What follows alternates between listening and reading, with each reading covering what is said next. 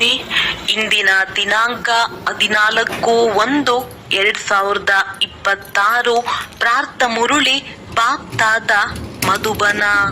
ಮಧುರ ಮಕ್ಕಳೇ, ಹೆಜ್ಜೆ ಹೆಜ್ಜೆಯಲ್ಲಿ ತಂದೆಯ ಶ್ರೀಮತದಂತೆ ನಡೆಯುತ್ತಾ ಇರಿ. ಒಬ್ಬ ತಂದೆಯಿಂದಲೇ ಕೇಳಿರಿ, ಆಗ ಮಾಯೆಯ ಯುದ್ಧವಾಗುವುದಿಲ್ಲ. ಪ್ರಶ್ನೆ: ಶ್ರೇಷ್ಠ ಪದವಿಯನ್ನು ಪಡೆದುಕೊಳ್ಳುವ ಆಧಾರವೇನು? ಉತ್ತರ: ಶ್ರೇಷ್ಠ ಪದವಿಯನ್ನು ಪಡೆಯಲು ತಂದೆಯ ಪ್ರತಿ ಆದೇಶದಂತೆ ನಡೆಯುತ್ತಾ ಇರಿ. ತಂದೆಯ ಆದೇಶ ಸಿಕ್ಕಿತು ಮತ್ತು ಮಕ್ಕಳು ಅದನ್ನು ಪಾಲಿಸಿದರು. ಬೇರೇನು ಸಂಕಲ್ಪದವರೆಗೂ ಬರಬಾರದು. ಈ ಆತ್ಮಿಕ ಸೇವೆಯಲ್ಲಿ ತೊಡಗಿರಿ. ನಿಮಗೆ ಮತ್ಯಾರ ನೆನಪು ಬರಬಾರದು. ತಾನು ಸತ್ತರೆ ತನ್ನ ಪಾಲಿಗೆ ಜಗತ್ತೇ ಸತ್ತಂತೆ, ಆಗ ಶ್ರೇಷ್ಠ ಪದವಿ ಸಿಗುವುದು. ಗೀತೆ: ನಿಮ್ಮನ್ನು ಪಡೆದ ನಾನು ಜಗತ್ತನ್ನೇ ಪಡೆದೆನೋ. ಓಂ ಶಾಂತಿ. ಮಧುರಾತಿ ಮಧುರ ಆತ್ಮಿಕ ಮಕ್ಕಳು ಈ ಗೀತೆಯನ್ನು ಕೇಳಿದ್ದೀರಿ. ಅವರಂತೂ ಭಕ್ತಿ ಮಾರ್ಗದಲ್ಲಿ ಆಡಿದ್ದಾರೆ. ಈ ಸಮಯದಲ್ಲಿ ತಂದೆಯು ಅದರ ರಹಸ್ಯವನ್ನು ತಿಳಿಸುತ್ತಾರೆ. ಮಕ್ಕಳು ಸಹ ತಿಳಿದುಕೊಂಡಿದ್ದೀರಿ. ನಾವೀಗ ತಂದೆಯಿಂದ ಬೇಹದ್ದಿನ ಆಸ್ತಿಯನ್ನು ಪಡೆಯುತ್ತಿದ್ದೇವೆ. ನಮ್ಮ ರಾಜ್ಯವನ್ನು ಯಾರೂ ಕಸಿದುಕೊಳ್ಳಲು ಸಾಧ್ಯವಿಲ್ಲ. ಭಾರತದ ರಾಜ್ಯವನ್ನು ಅನೇಕರು ಕಸಿದುಕೊಂಡರು. ಮುಸಲ್ಮಾನರು, ಬ್ರಿಟಿಷರು ಲೂಟಿ ಮಾಡಿದರು. ವಾಸ್ತವದಲ್ಲಿ ಮೊದಲು ರಾವಣನು ಆಸುರಿ ಮತದಂತೆ ಕಸಿದುಕೊಂಡಿದ್ದಾನೆ. ಕೆಟ್ಟದನ್ನು ಕೇಳಬೇಡಿ, ಕೆಟ್ಟದನ್ನು ನೋಡಬೇಡಿ ಎಂದು ಕೋತಿಗಳ ಚಿತ್ರವನ್ನು ತೋರಿಸುತ್ತಾರೆ. ಅಂದ ಮೇಲೆ ಇದಕ್ಕೂ ಏನೋ ರಹಸ್ಯವಿರಬೇಕಲ್ಲವೇ? ತಂದೆಯು ತಿಳಿಸುತ್ತಾರೆ, ಒಂದು ಕಡೆ ರಾವಣನ ಆಸುರಿ ಸಂಪ್ರದಾಯವಿದೆ. ಯಾರು ತಂದೆಯನ್ನು ಅರಿತುಕೊಂಡಿಲ್ಲ ಮತ್ತು ಇನ್ನೊಂದು ಕಡೆ ನೀವು ಮಕ್ಕಳಿದ್ದೀರಿ. ನೀವು ಸಹ ಮೊದಲು ತಿಳಿದುಕೊಂಡಿರಲಿಲ್ಲ. ತಂದೆಯು ಇವರ ಬ್ರಹ್ಮ ಬಗ್ಗೆಯೂ ತಿಳಿಸುತ್ತಾರೆ. ಇವರು ಸಹ ಬಹಳ ಭಕ್ತಿ ಮಾಡಿದ್ದಾರೆ. ಇವರದ್ದು ಇದು ಬಹಳ ಜನ್ಮಗಳ ಅಂತಿಮ ಜನ್ಮವಾಗಿದೆ. ಇವರೇ ಮೊದಲು ಪಾವನರಾಗಿದ್ದರು, ಈಗ ಪತಿತರಾಗಿದ್ದಾರೆ. ಇವರನ್ನು ನಾನು ತಿಳಿದುಕೊಂಡಿದ್ದೇನೆ. ನೀವೀಗ ಮತ್ಯಾರ ಮತವನ್ನು ಕೇಳಬೇಡಿ. ತಂದೆಯು ಹೇಳುತ್ತಾರೆ, ನಾನು ನೀವು ಮಕ್ಕಳೊಂದಿಗೆ ಮಾತನಾಡುತ್ತೇನೆ. ಯಾವಾಗ ಯಾರಾದರೂ ಮಿತ್ರ ಸಂಬಂಧಿ ಮೊದಲಾದವರನ್ನು ಕರೆದುಕೊಂಡು ಬರುತ್ತಾರೆಂದರೆ ಅವರೊಂದಿಗೆ ಸ್ವಲ್ಪ ಮಾತನಾಡುತ್ತೇನೆ. ಮೊದಲನೆಯ ಮಾತೇನೆಂದರೆ ಪವಿತ್ರರಾಗಬೇಕಾಗಿದೆ. ಆಗಲೇ ಬುದ್ಧಿಯಲ್ಲಿ ಧಾರಣೆಯಾಗುವುದು. ಇಲ್ಲಿನ ಕಾಯ್ದೆಯು ಬಹಳ ಕಠಿಣವಾಗಿದೆ. ಮೊದಲಂತೂ ಹೇಳುತ್ತಿದ್ದೆವು, 7 ದಿನಗಳು ಬಟ್ಟಿಯಲ್ಲಿರಬೇಕು, ಮತ್ಯಾರ ನೆನಪು ಬರಬಾರದು, ಪತ್ರ ಮೊದಲಾದವುಗಳನ್ನು ಬರೆಯಬಾರದು. ಬಲೆ ಎಲ್ಲಿಯಾದರೂ ಇರಿ, ಆದರೆ ಇಡೀ ದಿನ ಬಟ್ಟಿಯಲ್ಲಿರಬೇಕಾಗಿದೆ. ಈಗಂತೂ ನೀವು ಬಟ್ಟಿಯಲ್ಲಿದ್ದು ಮತ್ತೆ ಹೊರಗೆ ಹೋಗುತ್ತೀರಿ. ಕೆಲವರು ಆಶ್ಚರ್ಯವೆನಿಸುವಂತೆ ಕೇಳಿ ಹೇಳಿ ಸ್ವಲ್ಪ ದಿನಗಳವರೆಗೆ ನಡೆದು ಮಾಯಿಗೆ ವಶರಾಗಿ ಹೊರಟು ಹೋದರು. ಇದು ಬಹಳ ದೊಡ್ಡ ಗುರಿಯಾಗಿದೆ. ತಂದೆಯ ಮಾತನ್ನು ಪಾಲಿಸುವುದಿಲ್ಲ. ಆದ್ದರಿಂದ ತಂದೆಯು ತಿಳಿಸುತ್ತಾರೆ, ನೀವಂತೂ ವಾನಪ್ರಸ್ಥಿಯಾಗಿದ್ದೀರಿ. ನೀವೇಕೆ ಸುಮ್ಮನೆ ಸಿಕ್ಕಿ ಹಾಕಿಕೊಂಡಿದ್ದೀರಿ? ನೀವಂತೂ ಈ ಆತ್ಮಿಕ ಸೇವೆಯಲ್ಲಿ ತೊಡಗಿರಿ. ನಿಮಗೆ ಮತ್ಯಾರ ನೆನಪು ಬರಬಾರದು. ತಾನು ಸತ್ತರೆ ತನ್ನ ಪಾಲಿಗೆ ಜಗತ್ತೇ ಸತ್ತಂತೆ. ಈ ಸ್ಥಿತಿ ಇದ್ದಾಗ ಶ್ರೇಷ್ಠ ಪದವಿ ಸಿಗುತ್ತದೆ. ನರನಿಂದ ನಾರಾಯಣನಾಗುವುದೇ ನಿಮ್ಮ ಪುರುಷಾರ್ಥವಾಗಿದೆ. ಹೆಜ್ಜೆ ಹೆಜ್ಜೆಯಲ್ಲಿ ತಂದೆಯ ಆದೇಶದಂತೆ ನಡೆಯಬೇಕಾಗಿದೆ. ಆದರೆ ಇದರಲ್ಲಿಯೂ ಸಾಹಸ ಬೇಕು. ಕೇವಲ ಹೇಳುವ ಮಾತಲ್ಲ, ಮೋಹದ ಸೆಳೆತವೂ ಸಹ ಕಡಿಮೆ ಇಲ್ಲ. ಆದ್ದರಿಂದ ನಷ್ಟ ಮೋಹಿಯಾಗಬೇಕು. ನನ್ನವರು ಒಬ್ಬ ಶಿವ ತಂದೆಯ ವಿನಃ ಅನ್ಯ ಯಾರೂ ಇಲ್ಲ. ನಾವಂತೂ ತಂದೆಯ ಆಶ್ರಯವನ್ನು ಪಡೆಯುತ್ತೇವೆ. ನಾವೆಂದೂ ವಿಕಾರದ ಸಹಯೋಗ ಕೊಡುವುದಿಲ್ಲ. ಹೀಗೆ ನೀವು ಈಶ್ವರನ ಕಡೆ ಬರುತ್ತೀರೆಂದರೆ ಮಾಯೆಯೂ ಸಹ ನಿಮ್ಮನ್ನು ಬಿಡುವುದಿಲ್ಲ, ಬಹಳ ಸತಾಯಿಸುತ್ತದೆ. ಹೇಗೆ ವೈದ್ಯರು ಹೇಳುತ್ತಾರೆ, ಈ ಔಷಧಿಯಿಂದ ಮೊದಲು ಒಳಗಿರುವ ಎಲ್ಲ ಕಾಯಿಲೆಗಳು ಹೊರಬರುತ್ತವೆ, ಹೆದರಬೇಡಿ ಎಂದು. ಇಲ್ಲಿಯೂ ಹಾಗೆಯೇ ಮಾಯೆಯು ಬಹಳ ಸತಾಯಿಸುತ್ತದೆ. ವಾನಪ್ರಸ್ಥ ಸ್ಥಿತಿಯಲ್ಲಿಯೂ ವಿಕಾರದ ಸಂಕಲ್ಪವನ್ನು ತರುತ್ತದೆ. ಮೋಹವು ಉತ್ಪನ್ನವಾಗಿ ಬಿಡುತ್ತದೆ. ಇದೆಲ್ಲವೂ ಆಗುವುದೆಂದು ತಂದೆಯು ಮೊದಲೇ ಎಲ್ಲವನ್ನೂ ಹೇಳಿಬಿಡುತ್ತಾರೆ. ಎಲ್ಲಿಯವರೆಗೆ ಜೀವಿಸಿರುತ್ತೀರೋ ಅಲ್ಲಿಯವರೆಗೆ ಈ ಮಾಯೆಯ ಮಲ್ಲ ಯುದ್ಧವು ನಡೆಯುತ್ತಿರುವುದು. ಮಾಯೆಯೂ ಸಹ ಬಲಶಾಲಿಯಾಗಿ ನಿಮ್ಮನ್ನು ಬಿಡುವುದಿಲ್ಲ. ಇದು ಡ್ರಾಮಾದಲ್ಲಿ ನಿಗದಿಯಾಗಿದೆ. ವಿಕಲ್ಪವನ್ನು ತರಬೇಡ ಎಂದು ನಾನು ಮಾಯೆಗೆ ಹೇಳುವುದಿಲ್ಲ. ಬಾಬಾ ಕೃಪೆ ತೋರಿ ಎಂದು ಅನೇಕರು ಬರೆಯುತ್ತಾರೆ. ಆದರೆ ನಾನು ಯಾರ ಮೇಲಾದರೂ ಕೃಪೆ ತೋರುವೆನೆ? ಇಲ್ಲಂತೂ ನೀವು ಶ್ರೀಮತದಂತೆ ನಡೆಯಬೇಕಾಗಿದೆ. ಒಂದು ವೇಳೆ ನಾನು ಕೃಪೆ ತೋರಿದ್ದೇ ಆದರೆ ಎಲ್ಲರೂ ಮಹಾರಾಜರಾಗಿ ಬಿಡುವರು. ಆದರೆ ಇದು ಡ್ರಾಮಾದಲ್ಲಿಲ್ಲ.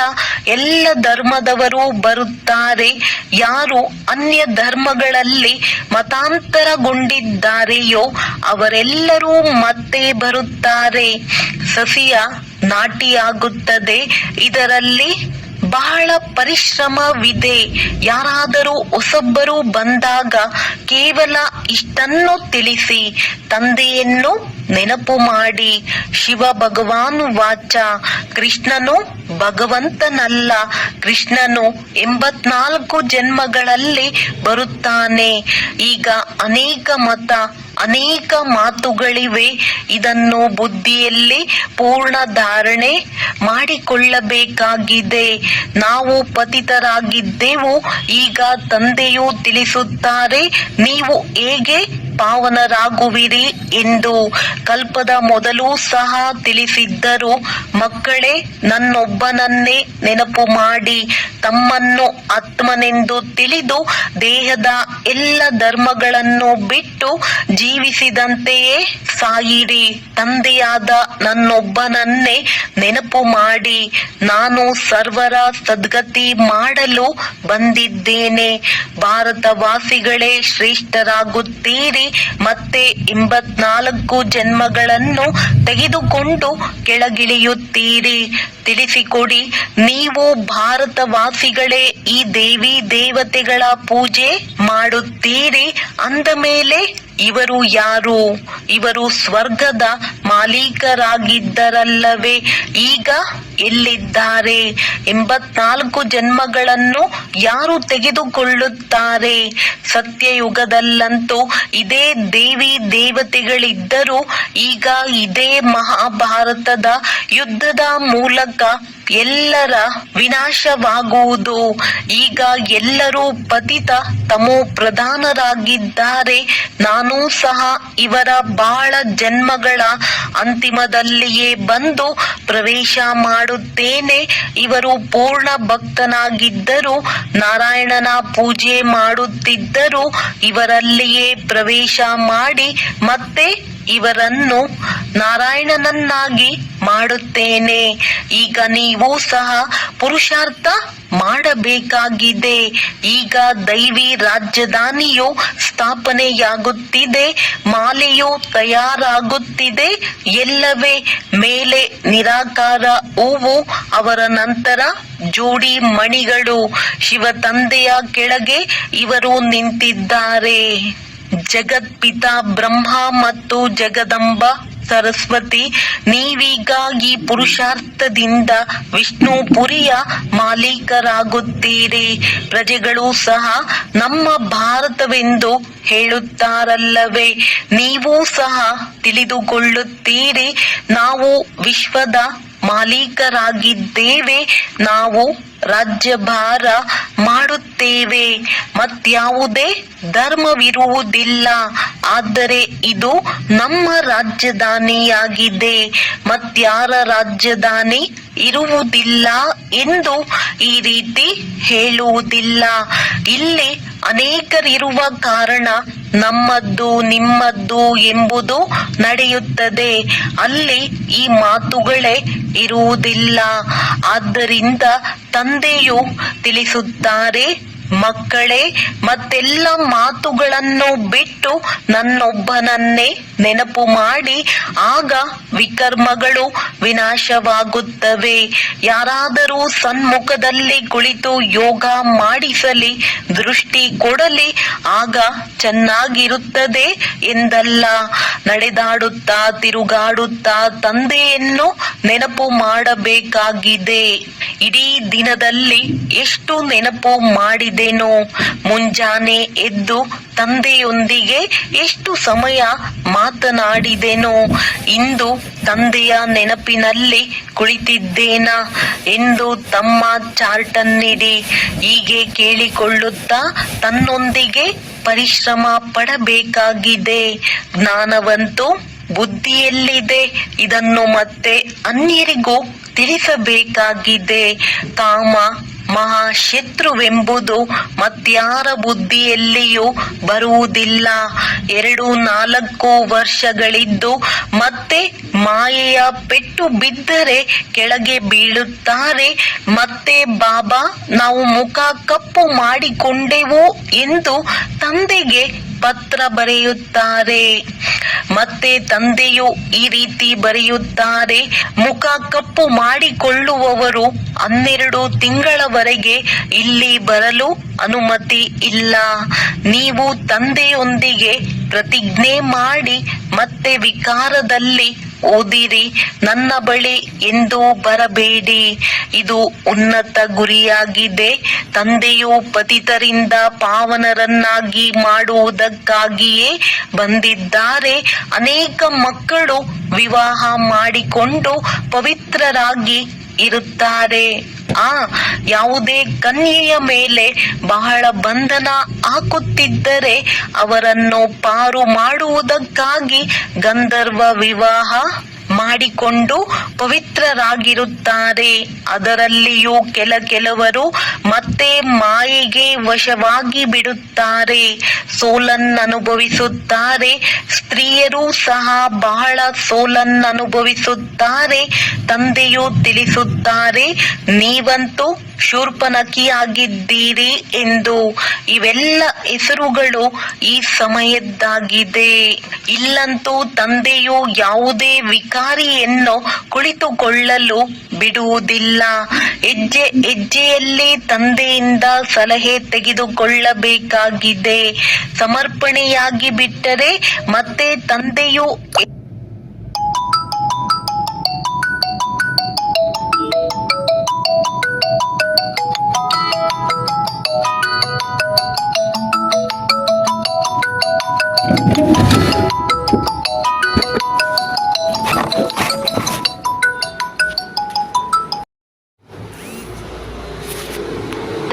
ಮಕ್ಕಳೇ, ಈಗ ಟ್ರಸ್ಟಿಯಾಗಿ ಆದೇಶದಂತೆ ನಡೆಯುತ್ತಾ ಇರಿ. ನೀವು ಬಾಬಾರವರ ಪಾತ್ರ ಶಾಂತಿಧಾಮದಲ್ಲಿರುವುದು ಪಾತ್ರದ ರೀಲ್ ತುಂಬಿರುವುದಲ್ಲವೇ? ನಮ್ಮ ಜ್ಞಾನವನ್ನು ತೆಗೆದುಕೊಂಡು ಬಿಡುವರು. ಇವರ ಬಳಿಯೂ ಸಹ ಏನು ಉಳಿಯುವುದಿಲ್ಲ. ಕೊಡುವಂತವರು ಬಳಿಯಲ್ಲಿರುವುದಿಲ್ಲ, ತೆಗೆದುಕೊಂಡವರಲ್ಲಿಯೂ ಕೊರತೆ ಇರುವುದಿಲ್ಲ. ಅಂದರೆ ಇಬ್ಬರು ಒಬ್ಬರಿನ್ನೊಬ್ಬರ ಸಮಾನರಾದರು. ಇದರಲ್ಲಿ ವಿಚಾರ ಸಾಗರ ಮಂಥನ ಮಾಡುವಂತಹ ಬುದ್ಧಿಯ ಅವಶ್ಯಕತೆ ಇದೆ. ಮುಖ್ಯವಾದ ಪುರುಷಾರ್ಥವಾಗಿದೆ ನೆನಪಿನ ಯಾತ್ರೆಯೆದ್ದು. ತಂದೆ ಕುಳಿತು ಅರ್ಥ ತಿಳಿಸುತ್ತಾರೆ. ಹೇಳುವುದರಲ್ಲಿ ದೊಡ್ಡ ಮಾತಾಗಿ ಬಿಡುವುದು. ಬುದ್ಧಿಯಲ್ಲಂತೂ ಸೂಕ್ಷ್ಮವಾಗಿದೆಯಲ್ಲವೇ? ಒಳಗೆ ತಿಳಿದುಕೊಂಡಿರುವಿರಿ. ಶಿವಬಾಬಾರವರ ರೂಪ ಏನಾಗಿದೆ ಎಂದು ತಿಳಿಸಿಕೊಡುವುದರಲ್ಲಿ ದೊಡ್ಡ ರೂಪವಾಗಿ ಬಿಡುತ್ತದೆ. ಭಕ್ತಿ ಮಾರ್ಗದಲ್ಲಿ ದೊಡ್ಡ ಲಿಂಗ ಮಾಡಿಬಿಡುತ್ತಾರೆ. ಆತ್ಮವಂತೂ ಚಿಕ್ಕದಾಗಿದೆಯಲ್ಲವೇ? ಇದಾಗಿದೆ ಪ್ರಕೃತಿ. ಎಲ್ಲಿಯವರೆಗೆ ಅಂತ್ಯವನ್ನು ಮುಟ್ಟುವರು? ಆಮೇಲೆ ಕಡೆಯಲ್ಲಿ ಬೇ ಅಂತ ಎಂದು ಹೇಳಿಬಿಡುವರು. ತಂದೆಯಂತೂ ತಿಳಿಸಿದ್ದಾರೆ, ಇಡೀ ಪಾತ್ರ ಆತ್ಮನಲ್ಲಿ ತುಂಬಿದೆ. ಇದು ಪ್ರಕೃತಿಯಾಗಿದೆ. ಅಂತ್ಯವನ್ನು ಕಾಣಲಾಗುವುದಿಲ್ಲ. ಸೃಷ್ಟಿ ಚಕ್ರದ ಅಂತ್ಯವನ್ನು ಪಡೆಯುವಿರಿ. ರಚಯಿತ ಮತ್ತು ರಚನೆಯ ಆದಿ ಮಧ್ಯ ಅಂತ್ಯವನ್ನು ನೀವು ತಿಳಿದುಕೊಂಡಿರುವಿರಿ. ಬಾಬಾ ಜ್ಞಾನ ಸಾಗರ ಆಗಿದ್ದಾರೆ ಮತ್ತು ನಾವು ಸಹ ಫುಲ್ ಆಗಿಬಿಡುವೆವು. ಪಡೆದುಕೊಳ್ಳಲು ಏನೂ ಉಳಿದಿರುವುದಿಲ್ಲ. ತಂದೆ ಇವರಲ್ಲಿ ಪ್ರವೇಶ ಮಾಡಿ ಓದಿಸುತ್ತಿದ್ದಾರೆ. ಅವರು ಬಿಂದಿ ಆಗಿದ್ದಾರೆ. ಆತ್ಮ ಅಥವಾ ಪರಮಾತ್ಮನ ಸಾಕ್ಷಾತ್ಕಾರ ಆಗುವುದರಿಂದ ಖುಷಿ ಏನೂ ಆಗುವುದಿಲ್ಲ. ಪರಿಶ್ರಮ ಪಟ್ಟು ತಂದೆಯನ್ನು ನೆನಪು ಮಾಡಬೇಕು. ಆಗ ವಿಕರ್ಮ ವಿನಾಶವಾಗುವುದು.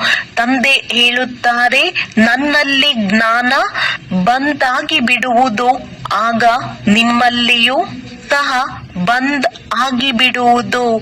ಜ್ಞಾನ ಪಡೆದು ಶ್ರೇಷ್ಠರಾಗಿ ಬಿಡುವಿರಿ. ಎಲ್ಲವನ್ನೂ ತೆಗೆದುಕೊಂಡು ಬಿಡುವಿರಿ. ಆದರೂ ಸಹ ತಂದೆಯೇ ಆಗಿದ್ದಾರಲ್ಲವೇ? ನೀವು ಆತ್ಮರು ಆತ್ಮರಾಗೇ ಇರುವಿರಿ. ತಂದೆಯಾಗಂತೂ ಇರುವುದಿಲ್ಲ. ಇದಂತೂ ಜ್ಞಾನವಾಗಿದೆ. ತಂದೆಯೇ, ಮಕ್ಕಳು ಮಕ್ಕಳೇ. ಇದೆಲ್ಲವನ್ನು ವಿಚಾರ ಸಾಗರ ಮಂಥನ ಮಾಡಿ ಆಳದಲ್ಲಿ ಹೋಗುವ ಮಾತಾಗಿದೆ. ಇವರೂ ಸಹ ತಿಳಿದುಕೊಳ್ಳುತ್ತಾರೆ. ಎಲ್ಲರೂ ಸಹ ಹೋಗಲೇಬೇಕು. ಎಲ್ಲರೂ ಹೋಗುವಂತವರು, ಬಾಕಿ ಆತ್ಮ ಹೋಗಿ ಇರುವುದು. ಇಡೀ ಜಗತ್ತೇ ಸಮಾಪ್ತಿಯಾಗುವುದಿದೆ. ಇದರಲ್ಲಿ ನಿರ್ಭಯರಾಗಿರಬೇಕಾಗುತ್ತದೆ. ನಿರ್ಭಯರಾಗಿರಲು ಪುರುಷಾರ್ಥ ಮಾಡಬೇಕು. ಶರೀರ ಇತ್ಯಾದಿಯ ಬಾಣ ಬರಬಾರದು. ಅದೇ ಅವಸ್ಥೆಯಲ್ಲಿ ಹೋಗಬೇಕು. ತಂದೆ ತಮ್ಮ ಸಮಾನ ಮಾಡುತ್ತಾರೆ. ನೀವು ಮಕ್ಕಳು ಸಹ ನಿಮ್ಮ ಸಮಾನ ಮಾಡುತ್ತಿರುವಿರಿ. ಒಬ್ಬ ತಂದೆಯದೇ ನೆನಪಿರಬೇಕು. ಈ ರೀತಿಯ ಪುರುಷಾರ್ಥ ಮಾಡಬೇಕು. ಇನ್ನು ಸಮಯ ಇದೆ. ಈ ಪೂರ್ವಾಭ್ಯಾಸ ತೀಕ್ಷ್ಣವಾಗಿ ಮಾಡಬೇಕು. ಅಭ್ಯಾಸ ಇಲ್ಲದೆ ಹೋದರೆ ನಿಂತು ಬಿಡುವಿರಿ. ಕಾಲುಗಳು ಅದರಲು ಪ್ರಾರಂಭವಾಗುವುದು ಮತ್ತು ಹೃದಯಾಘಾತ ಆಕಸ್ಮಿಕವಾಗಿ ಆಗುತ್ತಿರುತ್ತೆ. ತಮೋ ಪ್ರಧಾನ ಶರೀರಕ್ಕೆ ಹೃದಯಾಘಾತವಾಗುವಲ್ಲಿ ಹೆಚ್ಚು ಸಮಯ ಹಿಡಿಸುವುದಿಲ್ಲ. ಎಷ್ಟು ಅಶರೀರಿಯಾಗುತ್ತಾ ಹೋಗುವಿರಿ. ತಂದೆಯ ನೆನಪು ಮಾಡುತ್ತಿದ್ದಾಗ ಸಮೀಪ ಬರುತ್ತಾ ಹೋಗುವಿರಿ. ಯೋಗ ಉಳ್ಳವರೇ ನಿರ್ಭಯರಾಗಿರುತ್ತಾರೆ. ಯೋಗದಿಂದ ಶಕ್ತಿ ಸಿಗುವುದು, ಜ್ಞಾನದಿಂದ ಧನ ಸಿಗುವುದು. ಮಕ್ಕಳಿಗೆ ಬೇಕು ಶಕ್ತಿ, ಆದ್ದರಿಂದ ಶಕ್ತಿ ಪಡೆಯಲು ತಂದೆಯನ್ನು ನೆನಪು ಮಾಡುತ್ತೀರಿ. ಬಾಬಾ ಆಗಿದ್ದಾರೆ ಅವಿನಾಶಿ ಸರ್ಜನ್. ಅವರು ಎಂದೂ ರೋಗಿಯಾಗಲು ಸಾಧ್ಯವಿಲ್ಲ. ಈಗ ತಂದೆ ಹೇಳುತ್ತಾರೆ, ನೀವು ನಿಮ್ಮ ಅವಿನಾಶಿ ಔಷಧಿಯನ್ನು ಮಾಡುತ್ತೀರಿ. ನಾನು ಇಂತಹ ಸಂಜೀವಿನಿ ಬೂಟಿ ಕೊಡುತ್ತೇನೆ. ಅದರಿಂದ ಎಂದೂ ಯಾವುದೇ ಕಾಯಿಲೆ ಬೀಳುವುದಿಲ್ಲ. ಕೇವಲ ಪತಿತ ಪಾವನ ತಂದೆಯನ್ನು ನೆನಪು ಮಾಡುತ್ತೀರಿ, ಆಗ ಪಾವನರಾಗಿ ಬಿಡುವಿರಿ. ದೇವತೆಗಳು ಸದಾ ನಿರೋಗಿ ಪಾವನರಾಗಿರುತ್ತಾರಲ್ಲವೇ. ಮಕ್ಕಳಿಗೆ ಇದಂತೂ ನಿಶ್ಚಯವಾಗಿ ಹೋಗಿದೆ. ನಾವು ಕಲ್ಪ ಕಲ್ಪ ಆಸ್ತಿಯನ್ನು ಪಡೆಯುವೆವು. ಅನಾದಿ ಸಮಯದಿಂದ ಎಣಿಸಲಾರದಷ್ಟು ಬಾರಿ ತಂದೆ ಬಂದಿದ್ದಾರೆ. ಹೇಗೆ ಈಗ ಬಂದ ಹಾಗೆ ಬಾಬಾ ಏನು ಅಗಲಿ ಹೋಗಿ ಪುನಃ ಸಿಕ್ಕಿರುವರು. ತಿಳುವಳಿಕೆ ಕೊಡುತ್ತಾ ಇದೆ ರಾಜಯೋಗವಾಗಿದೆ. ಆ ಗೀತೆಯ ಇತ್ಯಾದಿ ಎಲ್ಲ ಭಕ್ತಿ ಮಾರ್ಗದ್ದಾಗಿದೆ. ಈ ಜ್ಞಾನ ಮಾರ್ಗ ತಂದೆಯೇ ತಿಳಿಸುತ್ತಾರೆ. ತಂದೆಯೇ ಬಂದು ನಮ್ಮನ್ನು ಕೆಳಗೆ ಬಿದ್ದವರನ್ನು ಮೇಲಕ್ಕೆ ಎತ್ತುತ್ತಾರೆ. ಯಾರಿಗೆ ಪಕ್ಕ ನಿಶ್ಚಯ ಬುದ್ಧಿ ಇದೆ ಅವರೇ ಮಾಲೆಯ ಮಣಿಯಾಗುತ್ತಾರೆ. ಮಕ್ಕಳು ಅರ್ಥ ಮಾಡಿಕೊಂಡಿದ್ದಾರೆ. ಭಕ್ತಿ ಮಾಡುತ್ತಾ ಮಾಡುತ್ತಾ ನಾವು ಕೆಳಗೆ ಬೀಳುತ್ತಲೇ ಬಂದೆವು. ಈಗ ತಂದೆ ಬಂದು ಸತ್ಯ ಸಂಪಾದನೆ ಮಾಡಿಸುತ್ತಾರೆ. ಲೌಕಿಕ ತಂದೆ ಇಷ್ಟು ಸಂಪಾದನೆ ಮಾಡಿಸುವುದಿಲ್ಲ, ಎಷ್ಟು ಪಾರಲೌಕಿಕ ತಂದೆ ಮಾಡಿಸುತ್ತಾರೆ. ಒಳ್ಳೆಯದು. ಮಕ್ಕಳಿಗೆ ಶುಭರಾತ್ರಿ ಮತ್ತು ನಮಸ್ತೆ. ಧಾರಣೆಗಾಗಿ ಮುಖ್ಯ ಸಾರ. ಮಾಯೆಯು ಶಕ್ತಿಶಾಲಿಯಾಗಿ ಮುಂದೆ ಬರುತ್ತದೆ. ಅದಕ್ಕೆ ಹೆದರಬಾರದು. ಮಾಯಾಜೀತರಾಗಬೇಕು. ಹೆಜ್ಜೆ ಹೆಜ್ಜೆಯಲ್ಲಿ ಶ್ರೀಮತದಂತೆ ನಡೆದು ತಮ್ಮ ಮೇಲೆ ತಾವೇ ಕೃಪೆ ಮಾಡಿಕೊಳ್ಳಬೇಕಾಗಿದೆ. ತಂದೆಗೆ ತಮ್ಮ ಸತ್ಯವಾಗಿ ಲೆಕ್ಕಪತ್ರವನ್ನು ತಿಳಿಸಬೇಕಾಗಿದೆ. ಟ್ರಸ್ಟಿಯಾಗಿ ಇರಬೇಕಾಗಿದೆ. ನಡೆಯುತ್ತಾ ತಿರುಗಾಡುತ್ತಾ ನೆನಪಿನ ಅಭ್ಯಾಸ ಮಾಡಬೇಕಾಗಿದೆ. ವರದಾನ: ಆತ್ಮಿಕ ಗುಲಾಬಿಯಾಗಿದ್ದು ದೂರ ದೂರದವರೆಗೂ ಆತ್ಮಿಕ ಸುಗಂಧವನ್ನು ಹರಡುವಂತಹ ಆತ್ಮಿಕ ಸೇವಾದಾರಿ ಭವ. ಆತ್ಮಿಕ ಪರಿಮಳ ಉಳ್ಳ ಗುಲಾಬಿಯು ತನ್ನ ಆತ್ಮಿಕ ವೃತ್ತಿಯ ಮೂಲಕ ದೂರ ದೂರದವರೆಗೂ ಆತ್ಮೀಯತೆಯ ಸುಗಂಧವನ್ನು ಹರಡಿಸುತ್ತದೆ.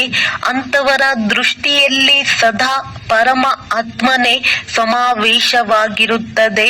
ಅವರು ಸದಾ ಆತ್ಮನನ್ನು ನೋಡು ಆತ್ಮನೊಂದಿಗೆ ಮಾತನಾಡುವರು. ನಾನು ಆತ್ಮನಿದ್ದೇನೆ. ಸದಾ ಪರಮ ಆತ್ಮನ ಛತ್ರ ಛಾಯೆಯಲ್ಲಿ ನಡೆಯುತ್ತಿದ್ದೇನೆ.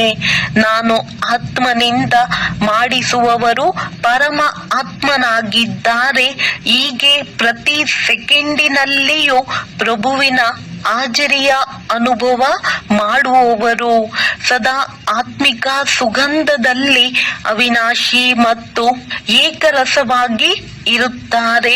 ಆತ್ಮಿಕ ಸೇವಾದಾರಿಯ ಮೊಟ್ಟ ಮೊದಲನೆಯ ವಿಶೇಷತೆಯು ಇದೇ ಆಗಿದೆ. ಸ್ಲೋಗನ್: ನಿರ್ವಿಘ್ನವಾಗಿದ್ದು ಸೇವೆಯಲ್ಲಿ ಉನ್ನತ ಅಂಕಗಳನ್ನು ತೆಗೆದುಕೊಳ್ಳುವುದು, ಅರ್ಥಾತ್ ಅತ್ಯಂತ ಶ್ರೇಷ್ಠ ಭಾಗ್ಯಶಾಲಿ ಆಗುವುದು. ಅವ್ಯಕ್ತ ಸೂಚನೆಗಳು. ಈ ಅವ್ಯಕ್ತ ಮಾಸದಲ್ಲಿ ಬಂಧನ ಮುಕ್ತರಾಗಿ ಜೀವನ್ಮುಕ್ತ ಸ್ಥಿತಿಯ ಅನುಭವ ಮಾಡಿರಿ. ಬ್ರಾಹ್ಮಣ ಜೀವನದಲ್ಲಿ ದೇಹದ ಬಂಧನ, ಸಂಬಂಧದ ಬಂಧನ, ಸಾಧನಗಳ ಬಂಧನ ಎಲ್ಲವೂ ಮುಗಿದು ಬಿಟ್ಟಿವೆ ಅಲ್ಲವೇ? ಯಾವ ಬಂಧನವೂ ಇಲ್ಲ. ಬಂಧನ ತಮ್ಮನ್ನು ವಶದಲ್ಲಿರಿಸಿಕೊಳ್ಳುತ್ತದೆ. ಆದರೆ ಸಂಬಂಧವು ಪ್ರೀತಿಯ ಸಹಯೋಗವನ್ನು ನೀಡುತ್ತದೆ. ಆದ್ದರಿಂದ ದೇಹದ ಸಂಬಂಧಿಗಳೊಂದಿಗೆ ದೇಹದ ಸಂಬಂಧವಿಲ್ಲ, ಆದರೆ ಆತ್ಮಿಕ ಸಂಬಂಧವಿದೆ. ಇಂತಹ ಬ್ರಾಹ್ಮಣರನ್ನೇ ಜೀವನ್ಮುಕ್ತ ಎಂದು ಹೇಳಲಾಗುತ್ತದೆ. ಒಳ್ಳೆಯದು. ಓಂ ಶಾಂತಿ.